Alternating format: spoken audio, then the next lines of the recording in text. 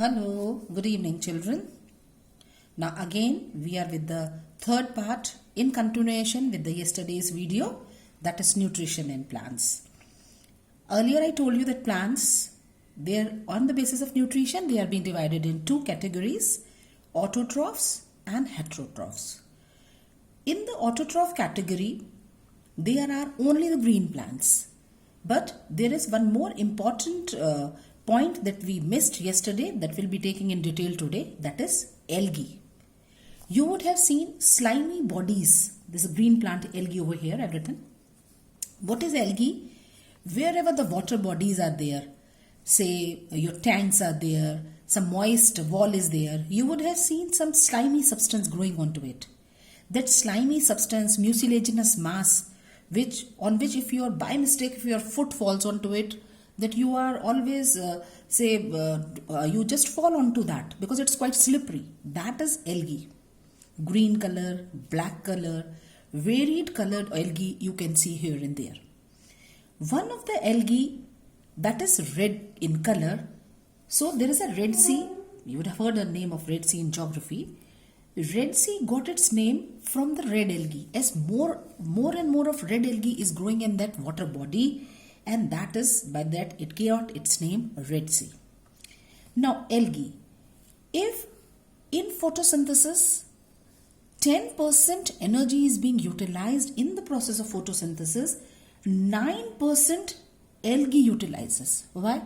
Because you know that on the earth 71% is water. So where the water bodies are there, more and more algae will be growing over there, and that algae utilizes sunlight or solar energy for the process of photosynthesis, which we have discussed earlier, a major component of energy which is being trapped in the chlorophyll and carries on the phenomena of photosynthesis.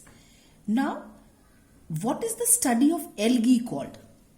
Study of algae is called as phycology.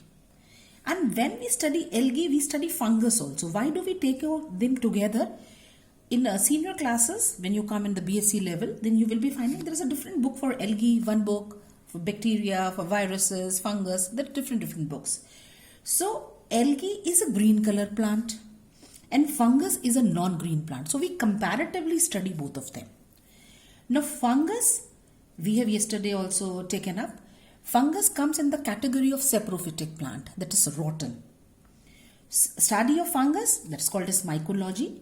First antibiotic, that was penicillium, discovered from Penicillium notatum, again is a fungus. It was discovered by Sir Alexander Fleming.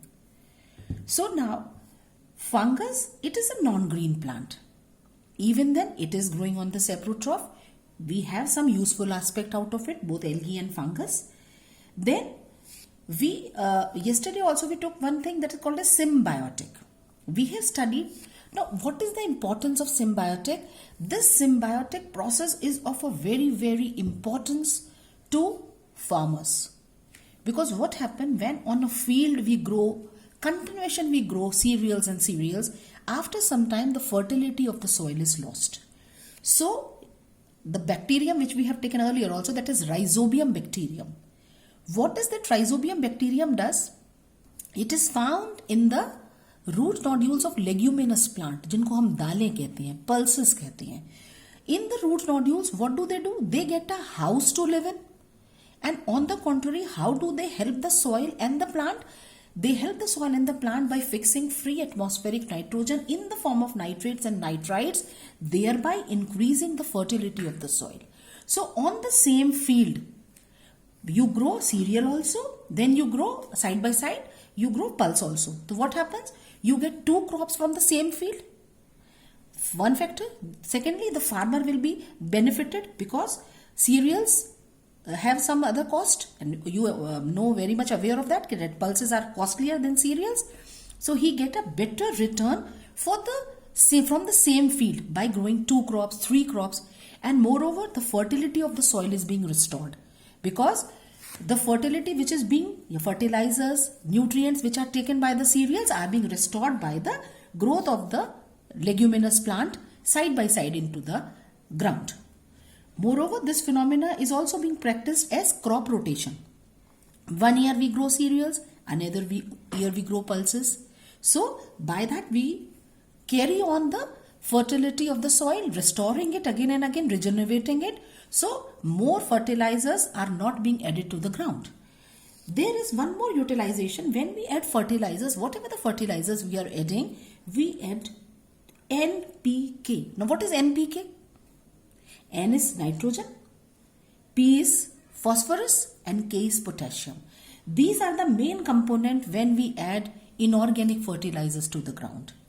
And you all know we can make biofertilizers at our home, we can make humus, we can make sandpit in the ground, and we can add to that peels of the fruit peels, vegetable peels, whatever the biodegradable product we can add to it, and then we can convert it into organic fertilizers. So organic and inorganic both together make the soil more and more fertile.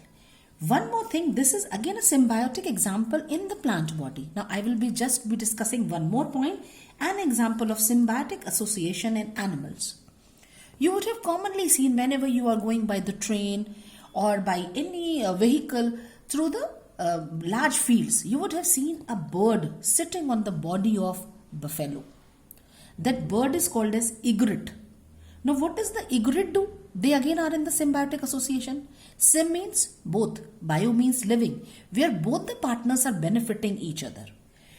Now buffalo generally resides in the dirty water. So lot of insects are being residing onto the body of buffalo. Now what does the egret do? Egret eats the insects found on the body of buffalo. So egret gets food, buffalo is being removed. Buffalo, the insects are being removed from its body, so both of them are benefited. So this is a very, very good example of symbiosis in the animal body. So now with this we club together all the points once again. Autotrophic for nutrition, heterotrophic plants category. Algae, green plants in the category of autotroph, heterotroph, parasitic, insectivorous, symbiotic, saprotrophic. Then Red Sea got the name from the red algae growing over there. Then symbiotic association in the plant body we have discussed yesterday. Example are lichen, leguminous plant में residing of rhizobium bacterium in the leguminous plant. Then use of fertilizers, NPK. So now again I think these all of the information will be very, very beneficial for you to understand the phenomena. So with this we complete the topic nutrition in plants. Hope it will be very much beneficial for you. Thank you children.